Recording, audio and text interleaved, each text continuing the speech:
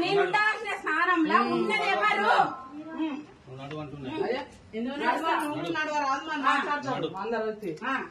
మాట్లాడాలి కదా, మాట్లాడురా.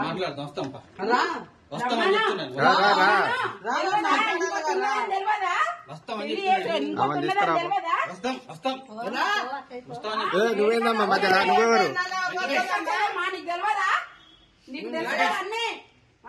బాబందరి దగ్గర అయితే ఆడవై ఉంటావు, ఈడ ఈ పెళ్లి చేసుకొస్తావు, మళ్ళీ ఇంకో దాన్ని తీసుకొచ్చి ఉంచుతావు. తెలియదా నీకు? తీసుకురా. ఏంటి పెళ్లి చేసుకున్న భార్య ఎందుకు రాదు? ఉంచుకున్నదాన్ని లోపల పెడతావు, చేసుకున్నదాన్ని రావద్దంటే ఏం భయం ఆమెకి?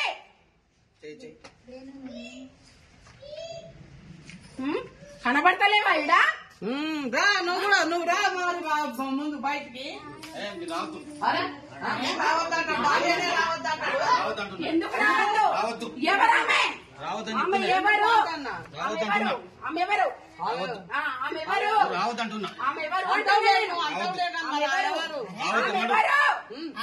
ఆమెనే రమ్మని బయటికి. మరే మేమేం పోం గానీ ఆమెను రమ్మని. ఆమెను కూడా అన్యాయం చేస్తాను నువ్వు. ఆమెనేం ఉంచుకునేటోని కాదు, ఆమెను కూడా ఎలా తింగటోని. నువ్వు చేసుకున్నావు కాబట్టి నేను వచ్చిండ్రా ఇప్పటిదాకా. నువ్వు పెళ్లి చేసుకున్నావు కాబట్టి నేను దాకా వచ్చిన నేను. ఎవరమ్మా నువ్వు? చేస్తావు ఇలా చేస్తావేంది?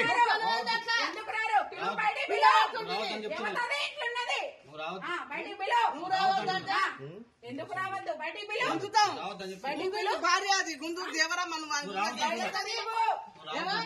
ఎందుకు రాను? పెళ్లి చేసుకున్న వాటి వచ్చిన నేను.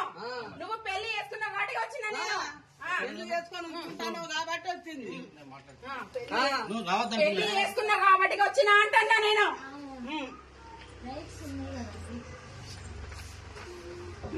పెళ్లి ఫోటోస్ గుర్తుకురాపు. వద్దేంది వద్దు, మంచి పని చేసినామని వద్దంటున్నావు. పెళ్లి చేసుకొని నన్ను వదిలేసి ఇంకొక ఆమె తోటి సంబంధం పెట్టుకొని నన్ను వదిలేసి మళ్ళా తర్వాతకి కోట్ల కేసేసి ఇంకో దాన్ని తీసుకొచ్చుకొని ఉంచుకునేది ఎక్కడిది? 14 ఏళ్ళు లాయర్లను మెయింటైన్ చేసుకుంటా మేనేజ్ చేసుకుంటా 14 ఏళ్ళు ఉంటది ఈ కేసు. ఎవరైనా 6-7 ఏళ్ళు 5 ఏళ్ళు ఎక్కువ ఈ కేసుకి. మీరు కూడా అన్నారు కదా ఆడోళ్ళని తీసుకుపోయి ఉంచుకున్న వాటి కాడ పెడతారమ్మా వీళ్ళు. నీ బిడ్డను అమ్మా ఉంచుకున్న వాటి కాడ పెడతారు వీళ్ళు బిడ్డలని. నువ్వెందుకు అడ్డం పడుతున్నావు? అక్క ఈమెనే చేసిందమ్మా. ఈమె పూలమ్మ, ఈమె కూడా అటెండ్ కావట్లే కోర్టుకి. అసలు భాగవతం ఈమె చేసింది. ఏమంతి కాడిపోతాడ కాపల కాసుడు అక్క చెల్లెళ్ళు.